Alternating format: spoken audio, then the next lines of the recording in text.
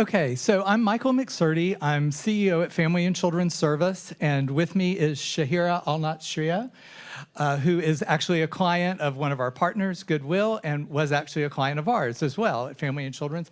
And Roussel Bradbury, it was part of this team, and she is going to kind of advance the slides and everything. So I want to start by telling you about Connecting Forward and why we think it is innovative and should be funded. So we believe that an investment today meets an immediate need, but will meet a need into the future. It's not just a two-generational program. It's looking at potentially 3, grandparents, parents, and children. And then also what we're trying to do is build a community network of providers across Middle Tennessee with a single mindset to work with folks in a way that moves them up out of poverty. We're talking about taking the average TANF allotment to a family of $4,600 a year and using that for that same family to meet immediate needs and move them out of poverty. So it aligns right there. So when we look at the problem, you guys know what the problem is. There are a lot of people with a lot of needs. That's what all those numbers tell us, both statewide and here in Middle Tennessee. But more importantly, what 500 families who helped us gather information for this project told us was there's a need for things to be more cohesive and more coordinated. There needs to be a way to go one place, tell your story one time, and get tapped in and be supported throughout the process. So when we looked at our target population, back to those numbers, the target population for this project is actually bigger because of how you guys defined who could be served. So we're taking a universal approach. We're going to serve children, parents, and grandparents if they're involved in the family that meet one of these criteria in all 41 counties in Middle Tennessee. So when we look at our map, we're talking about Middle Tennessee, as we said. We're also talking about the 41 counties being served by the 12 primary partners currently. All the partners who came to the table to put this project together are already working with people from those counties. It's just pretty fragmented. Also in those counties are 3 economically distressed counties and 9 economically counties at risk of being distressed. Our colors are different. Okay, so now when we look at this, this talks about the blue counties are counties where the 12 partners have physical locations. We have over 20 locations in those counties. And as I said, though we don't have physical locations in all counties, the folks are working to serve those people and are currently with a hub and spoke approach. So we would be working with them, providing funding to get people to Nashville, providing funding to get their staff out to those counties, and potentially over time even co-locate at other secondary partner facilities to bring those facilities right to those doorways. So when we looked at putting this project together, what we knew was that it needed to be community-driven. That was why the network of partners were really important. So I talked about 12 primary partners. Those are the agencies that are funded under the grant. There are 140 secondary partners that are engaged through those primary partners. Also, as I said, we got feedback for what was needed. That came from 500 staff of those 12 primary agencies. We wanted this project to be family-led, so that was one of the reasons that we got that input. And they identified a core of mental health and vocational needs that kind of overarched everything else that they were seeing. And so you'll see that in our design. And then what we do know is that multi-generational services are the best route to go. We're a 2-gen provider, and we've really followed the work of Agape in Memphis and their success with that model too. So we had 5 priorities in the project. We knew we wanted wraparound. We know that works in child welfare and human services. We knew we wanted to do the multi-generational approach. We knew we wanted to build connections. But what we also wanted from what we were hearing was we didn't want people to be alone in this process. So when you come in any of the no wrong doors, you will be paired with a family and children's service staff who will be your person wherever else you go and coordinate your care and your services, both for you and the other members of your family. So that never alone piece was important. When we thought about the theory of change, what we realized was, of course, people have to identify needs. And so in the very beginning, all of the partner agencies are going to use a consistent assessment to identify needs and to determine eligibility. And once that happens, then it's wrapping those holistic supports from what will be the primary partners and secondary community partners to ultimately lead to the success that we're talking about. And remember, the primary client could be a child, or the primary client could be a parent, or it could be the whole family. So our solution, this is the first place of real innovation. I think it is two kind of powerhouse organizations in Middle Tennessee working together, Goodwill of Middle Tennessee and Family and Children's Service, to pair and weave the thread of mental health services and awareness and the vocational lens and vocational assessment through the process, and really relying on these two agencies to provide support across the whole network. Also in the solution is making sure that our partners then represent the other areas of need that are identified. So we've got family planning, basic needs, physical health, youth student supports, and family engagement. So that in the end, while we're doing a universal approach to the clients, we're also doing a universal approach with the TANF outcomes. So in this then, you have your two core primary agencies, and then you have the other 10 representing those domains. Here the agencies are. Currently, the 12 partners are serving over 14,000 TANF eligible folks. We anticipate that this project would serve about 4,600 families a year. So that in itself is it's 1,800 families a year for a total of just over 5,000. So when we apply the theory of change to our structure, you have the 12 partners working with folks to identify risk with that universal tool, the core of the two agencies, and then referrals back and forth. And remember, people can come into this project over here and then access. So you don't have to immediately have access to one of the 12 primary partners. And that leads to what our overall goal is. So our outcomes, we feel like we have pretty robust outcomes, but we also know that we're going to be working with your research team to identify overarching outcomes. So these are what we identified as things we felt like were core. And then, of course, all the primary partners are also working within their domains on outcome specific. So we've also built a data component into this to be able to roll up the data from all the agencies. So with TANF alignment, we've produced strategies to outline to complement each purpose. So you'll see that, again, it's that universal approach to the different TANF purposes. And the organizational chart, really what's key here is the solid lines from Family and Children's Service, kind of wrapping around all of the partner agencies, and then the solid line from Goodwill also touching them. And it's building in the capacity for Goodwill and Family and Children to be present at all the partner agencies. So we immediately eliminate the barrier of transportation, and then we work towards trying to meet that need. Our budget, it's pretty much a static budget. If you look at it, everything sort of like the group before us, this is what goes to all our partners. This is Family and Children's Service. What is more significant is when we collapse that budget into all the line items, what we have is 88% of the budget going directly to supports to families, positions to serve them, and the other ancillary supports needed to do that. So with that, we are funding over 88 positions at these 12 primary partner agencies to increase the ability to meet need and go deeper. So connecting forward will create something that's comprehensive and holistic that's possible to duplicate.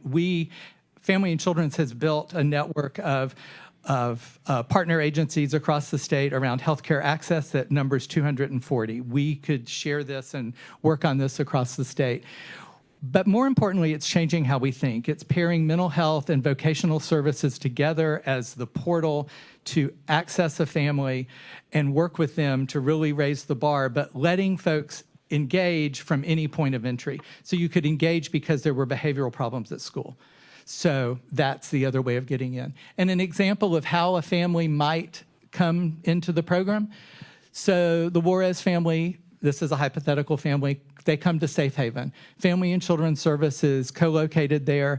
And what we discover is there are two core issues for this family. Mom and dad have vocational desires and skills, but they can't optimize them.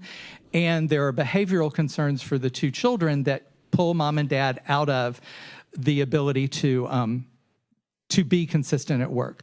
So we partner with Goodwill. They work with mom and dad, but we're also partnering with another primary partner, Tennessee Voices, who will work with mom and dad to advocate in the school and then be reaching out to a secondary partner, the LEAs across the state and specific to this family, to work with them.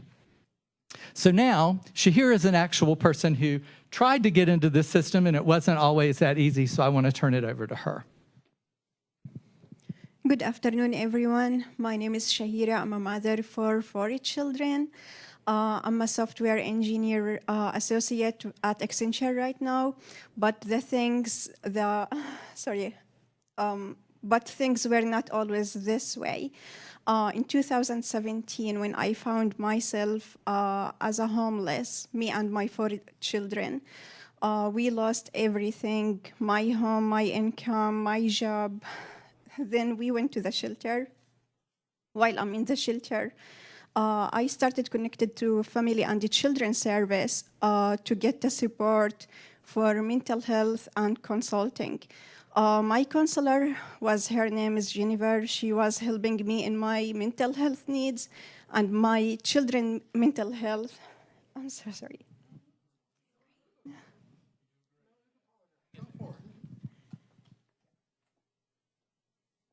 Yeah, she organized my other needs like food, clothes, employment, training skills, home rent assistance.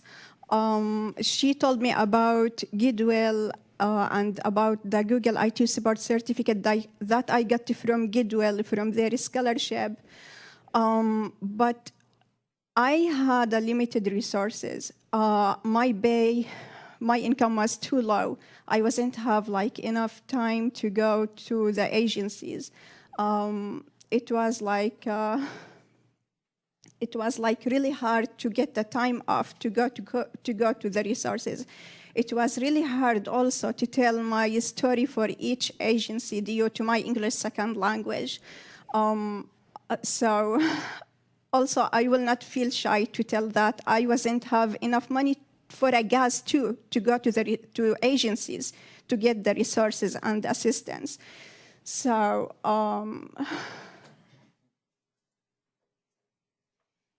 sorry.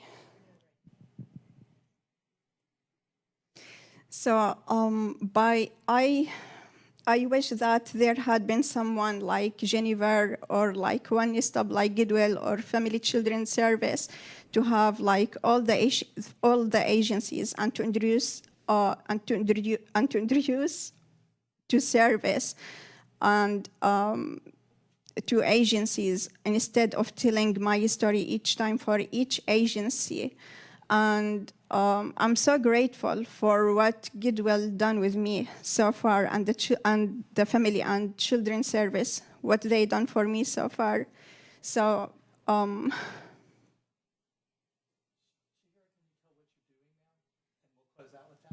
Your job? Yes, with Accenture, I'm doing a software engineer. So it was really hard. It was so basically my life was like domestic violence situation to homeless. Right now I have a good home. I'm paying a home rent. All of that from supporting from Goodwill and the Family Children Service. Goodwill paid me internship to be working with Accenture. Right now I'm a software engineer with a full-time with Accenture. I'm not worried about the home rent anymore. I can provide all the basic needs and the essential life for my children.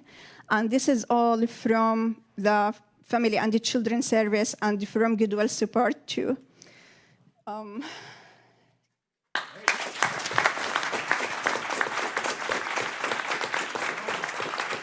When I hear Shahira's story, one of the things I realize is she worked really hard. And people shouldn't have to work so hard and stumble into success. Because when people stumble, they also get hurt.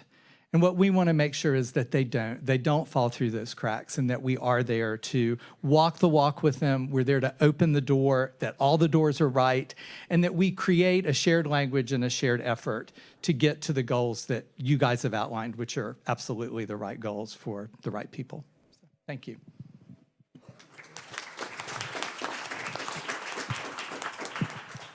I do have a question, but I want to say this first. For those who don't know, Accenture is the, if not the premier, one of the premier software providers, programmers in the world.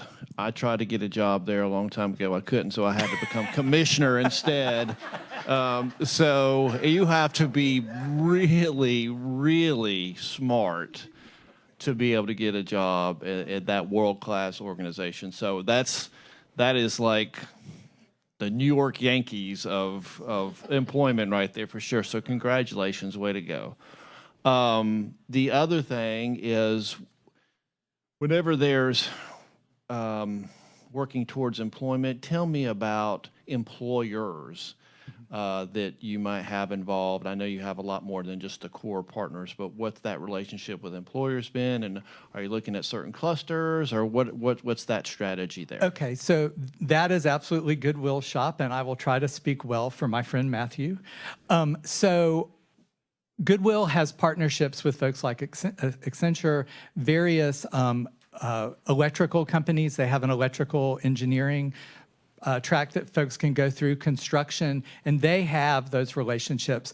And they are 12 of the locations in those blue counties. So we're really relying on their success, and then they're relying on our kind of mental health wraparound social services expertise. And part of what Shahira talked about was that she was paid to do an internship by Goodwill. Because one of the things that happens, and the last group mentioned this as well, is there's that cliff of, gosh, if I do any better, or if I take this risk, am I going to lose benefits, or am I going to be able to make ends meet while I'm doing this free work, while I'm doing this internship? And so we've built money in to help with that all along the way. I don't have a question, just a comment. I just wanted to say I appreciate your building family planning into your model. I think it's essential. And it's the first time we've heard that. Yes. So one of our partners that is doing that is a Step Ahead, who's a current 2Gen fundee. They were really excited to be part of this, and they are expanding their footprint to serve every county, all 41 counties. So that is part of what their support goes to.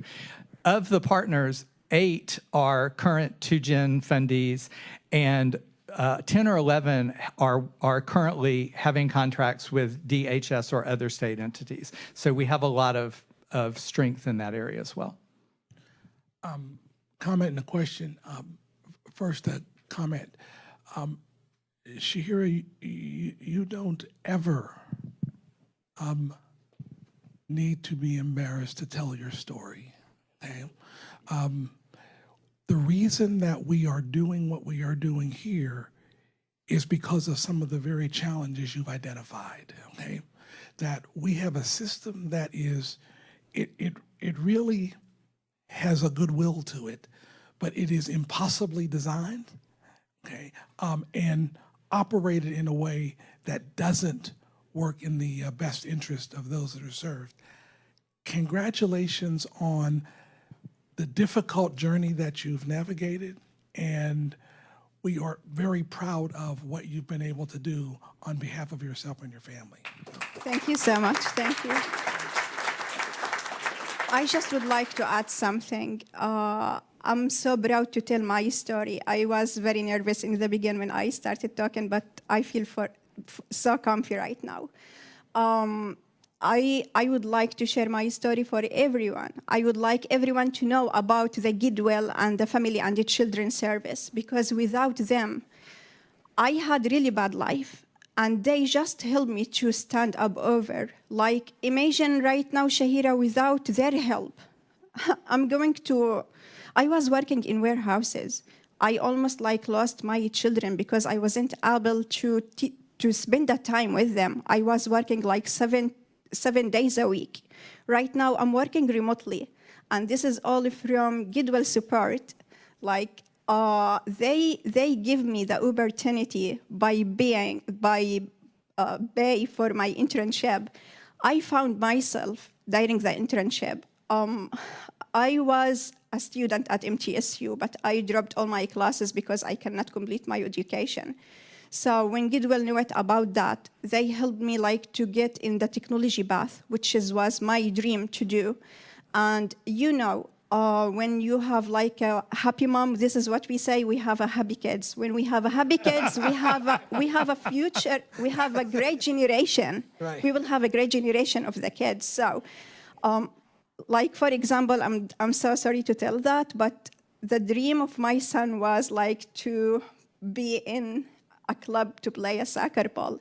I wasn't able to do that for him. Right now, he enrolled and he's playing soccer.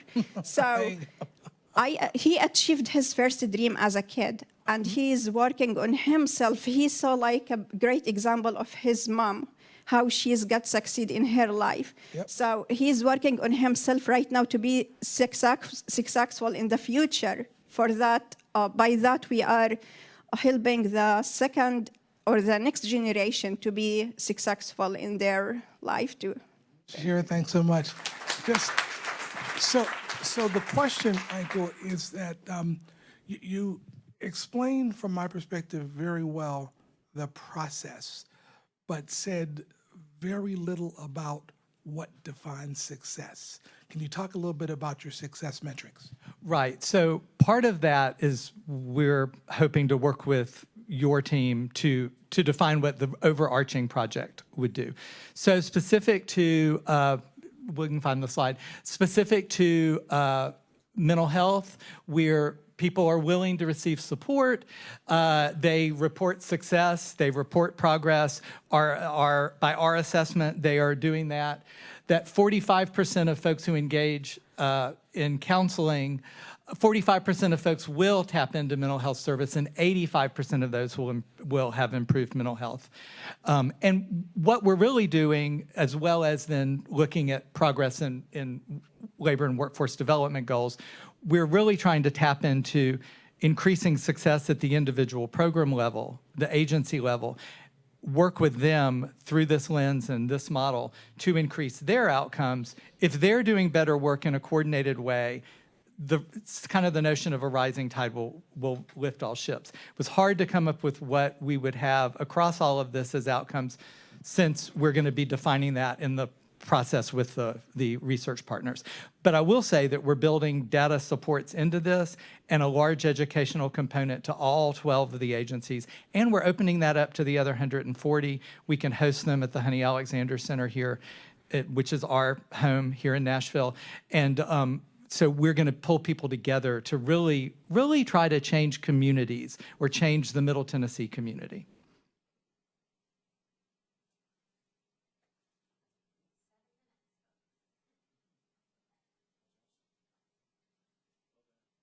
Well, thank you. Thank you very much.